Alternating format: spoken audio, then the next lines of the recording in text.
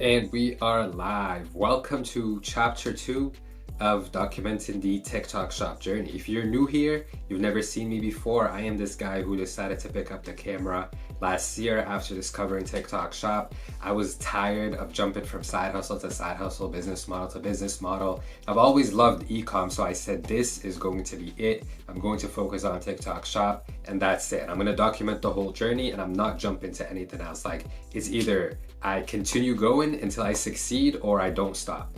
So I documented the first 30 days pretty extensively, but then I kind of stopped the extensive documentation because it actually started doing good. So I felt like I served the purpose of like showing people that, hey, this is how you can go from zero to actually getting something going on TikTok shop. Now you could succeed in it. But then I realized more recently that no, like there's still an essence in documenting your journey no matter what stage you are at. So that's when this idea came to me at honestly the perfect time, because I feel like right now I'm entering my chapter 2 of my TikTok shop journey or my e-commerce journey, and I'm kind of entering uncharted territory. So everything that happened over the past year was great.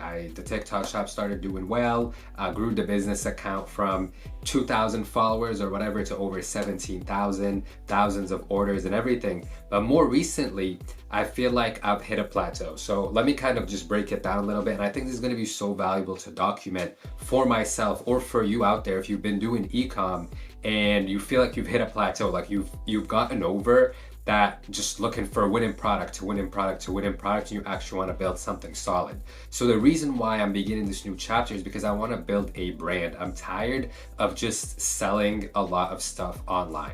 Like, it's cool, it's great to sell a lot of stuff online. That's what got me to be able to quit my 9-to-5 and everything, but I don't see long-term potential in that. And I feel like many people in the e-com space don't have shiny object syndrome, they have winning product syndrome. It's like you find some gimmicky product on AliExpress, you try to make 50, 60, 100K off of it. All right, you do it in a month or two, great, you made 100K in a month, and now what? Now you gotta go open up a new Shopify store, drop ship another product. And then after that runs out, try to find the next one. If it fails, you might go a month, 2, 3, 4 months, jumping around different products, different sites, nothing working until you finally land upon another one. It's like realistically, you only need 3 or 4 winning products a year to make 400, 500K. But again, the new year starts and you start all over. So you understand, right? It's like similar to shiny object syndrome, there is winning product syndrome in e-com. And I feel like I want to leave that stage behind. So a little bit about my story, if you've never watched any of my videos, I kind of had that winning product pretty quickly after I started. I started doing print on demand with like 4 or 5 different crew necks. One of them started doing good. I realized I was going viral with it over and over and over again, had it feels go viral with it over and over and over again. And although I started selling that product like last year in September of 2023, I still get sales for it like on a daily basis. And I have stopped making content for it for like 5 or 6 months. So yeah, that product was great, right? But I kind of found myself like, I don't own this design. Like, I just got this from Etsy, put it on a shirt, started doing good, which is cool. It allowed me to quit my job. It allowed me to have kind of the social proof on TikTok shop to get people to order from me. It gave me a great start. But this is like the most critical point in your journey in e-com, right? So after you've made that initial money where now you don't need to go work a job to fund your business, you can just fund it based off of the sales that you've made.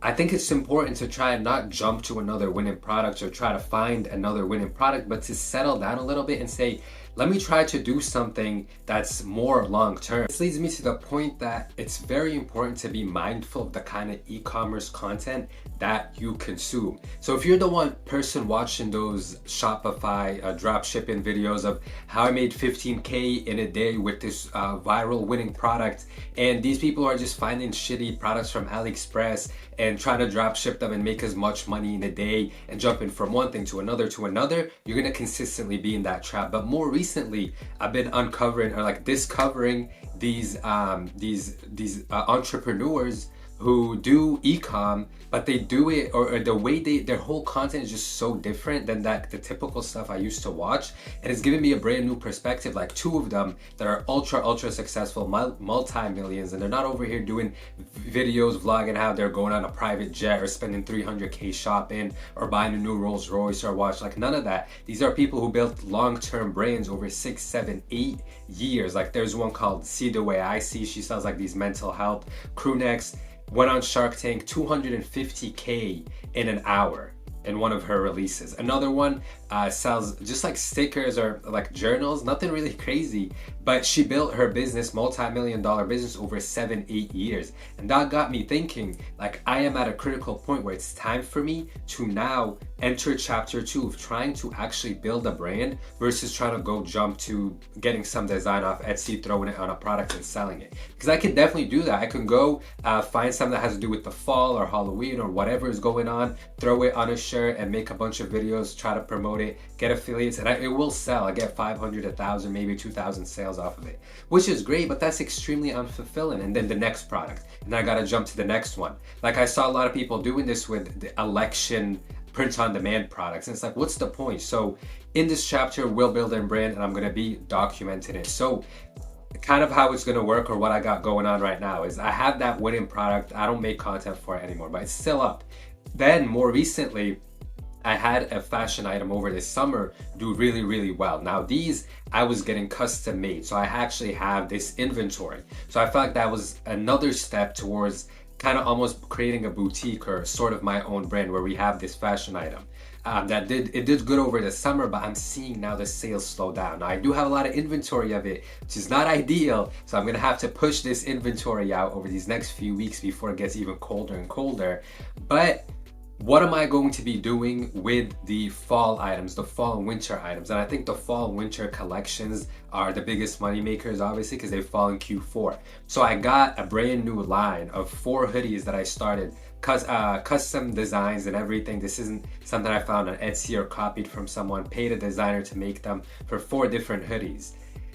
But I'm kind of at a crossroads because I also have this crew neck idea that I know is going to be very successful, and it's not just taking shit from Etsy. It actually kind of has an idea behind it and sort of a brand kind of collection idea. And I want to bring it to life because I know it's going to do good, especially during this upcoming season of gifting, and it's getting colder and stuff like that. I feel like it's going to be very successful. So in my brand new kind of customized hoodies side of things, I just got my first order, right? So in this is like the flagship item of the brand. I just got my first order, and I didn't even make many videos for it. So it was super exciting to see someone order that hoodie. So something that you want to do when you're starting to build a brand is actually really try to work your hardest to get as much customer feedback as possible, because that's what your brand's going to thrive on. So once that's delivered, I'm going to reach out to the customer, ask what kind of got them to buy the item, what they liked, what they didn't like, and take that feedback and like make improvements on my product.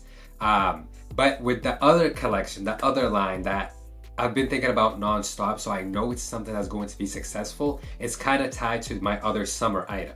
So it's not like I'm doing something completely out of left field. They're tied together, and there's bundle potential to increase average order value. And I just know it's very much in line with the summer item, so there's going to be a kind of continuity between the two. So customers are not going to be confused when it comes out. They're going to be like, oh, of course, so you had the summer one and now you got the fall winter one. So let me go get that. So I kind of have, but I have 3 things going on, right? Really, there's like the summer items. There's the item that I have the idea for, because the summer items I got inventory. The other items that kind of line up with the summer items, and then like the collection.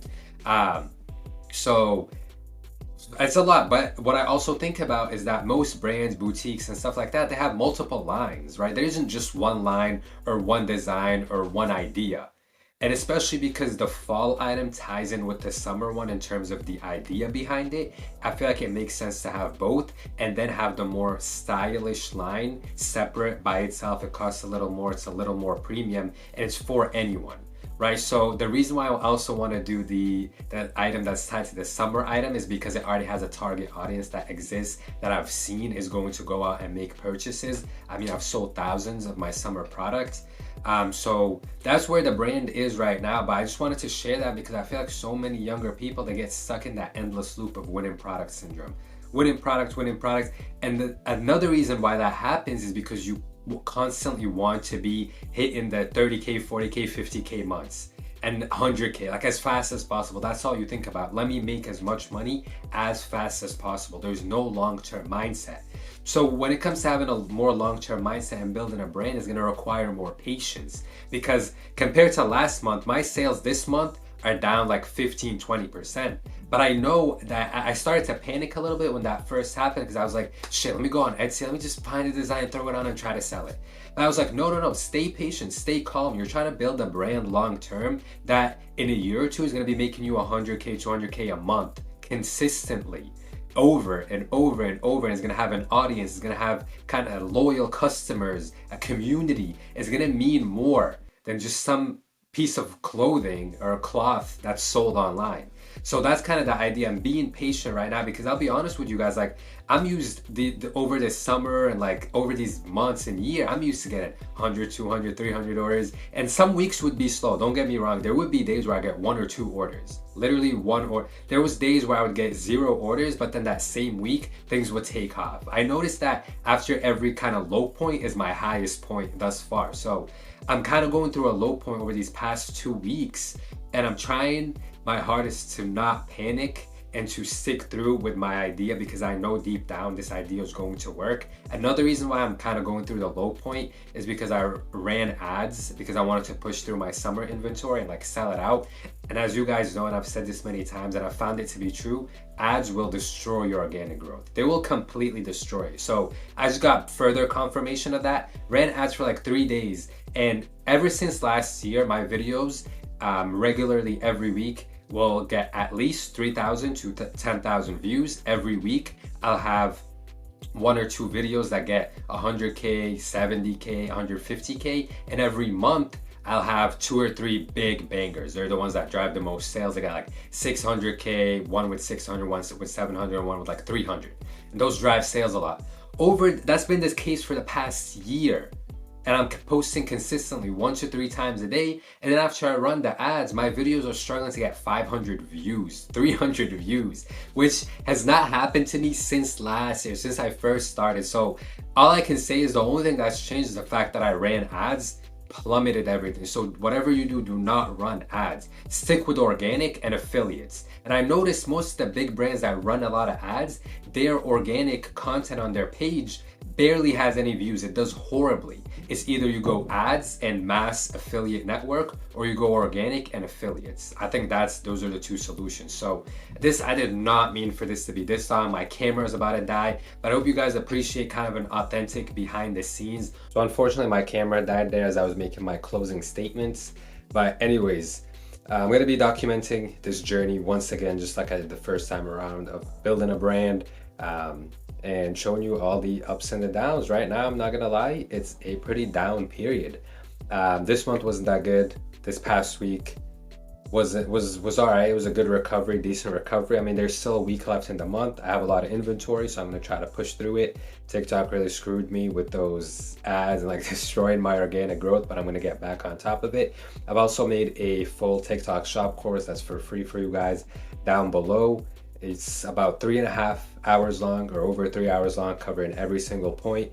Honestly, I don't like to do free courses because people disrespect free things, even though there's a lot of quality in it. So I hope you don't overlook it, because I actually put a lot of time and effort into it, and it's going to teach you a lot of things to help you get started and make a lot of progress. You'll also find my one-on-one consultation link down below. So let me know what you thought of this video. Let me know if there's things that I didn't cover well, or if there's more insights that you want on the journey, or more insights on my thoughts and everything like that. Let me know, and I'll see y'all in the next video.